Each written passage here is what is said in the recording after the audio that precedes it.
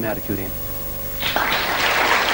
Van egy fiatalember, aki élete utolsó 7 évében a legközelebb állt Freddie Mercuryhoz, könyvet is írt róla, ez nemrégiben újra megjelent, és mert sok mindenről tud az illető az egykori megasztárral kapcsolatban, ezért hívtam meg ma estére Jim Huttont.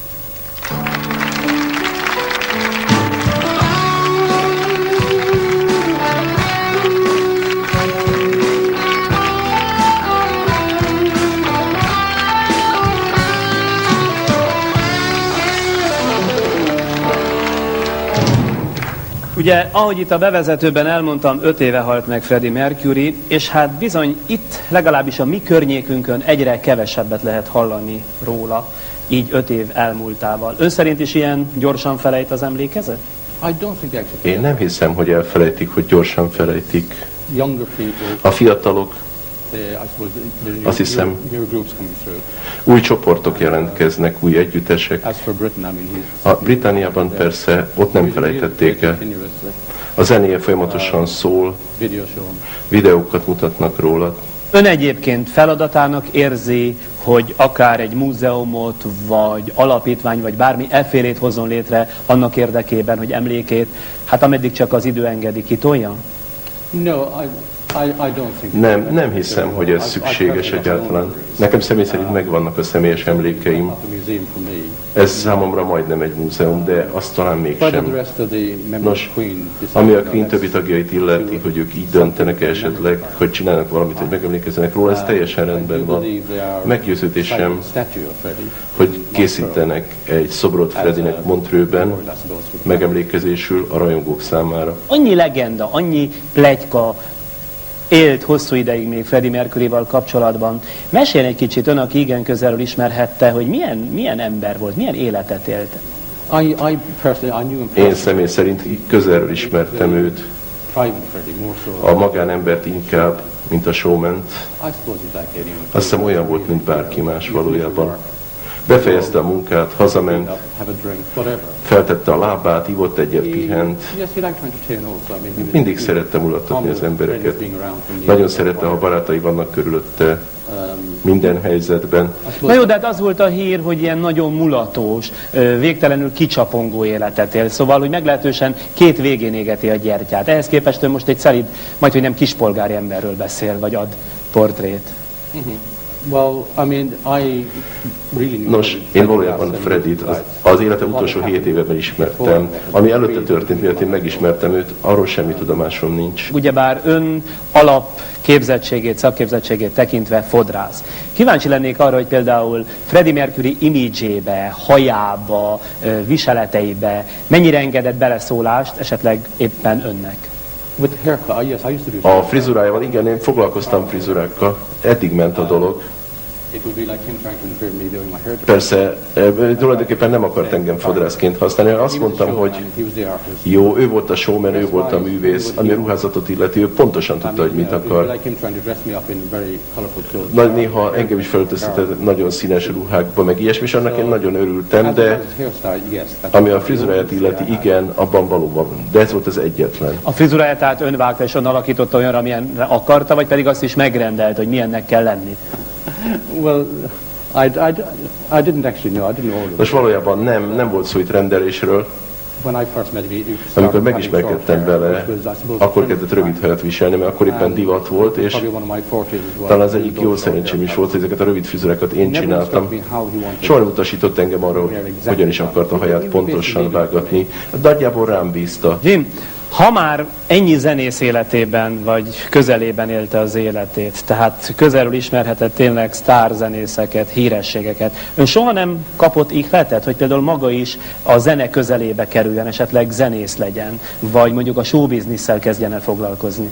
Azt hiszem, bizonyos értelemben megtettem, vagyis halványan belekeveredtem egy kicsit, vagyis egy filmmel foglalkozom jelenleg, aminek gyártásvezetője vagyok. Tehát itt is foglalkozom a szórakoztató műfajjal, de a zene az nem. Máig homály fedi, hogy hol temették előtt. Ön erről elárulhat valamit? Hát, ami a nagy titkot illeti, azt hiszem, engem kért meg, és néhány más embert, hogy ígérjék meg, hogy egy bizonyos helyen Londonban temetik el, akár, hogy hol van ez pontosan, azt nem is tudom. Szeretném azt hinni, hogy ez történt. Tehát nem tudom pontosan, hogy teljesítették a kívánságát. A könyvben egyébként utaltam rá, azt hiszem, de azt hiszem végül is magátnak az embereknek kell eldönteni, hogy teljesült-e a kívánsága, vagy sem.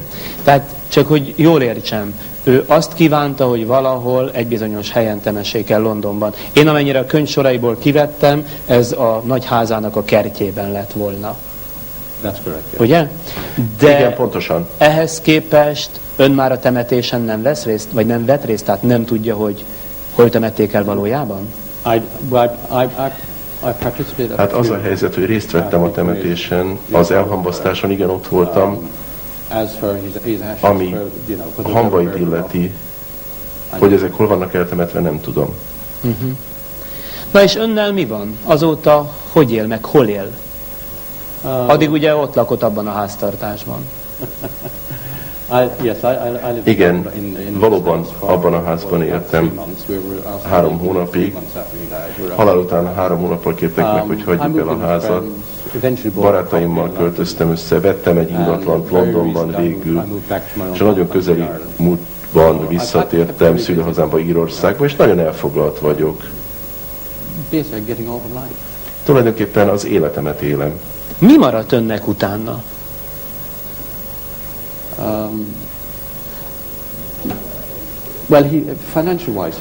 Pénzügyi értelemben, ha erről beszél, eléggé kényelmes helyzetben hagyott pénzügyileg. Azt hiszem, hozzá kell látnom az életemhez, nem ülhetek, nem bánkódhatok, nem mondhatom azt, hogy az életem véget ért. Az embernek össze kell rakni a darabokat ismét, és el kell indulni újra. Köszönöm szépen, hogy önnel együtt emlékezhettünk az 5 éve elhunyt Freddie Mercuryre. Köszönöm szépen. My pleasure. Nagyon szívesen, köszönöm.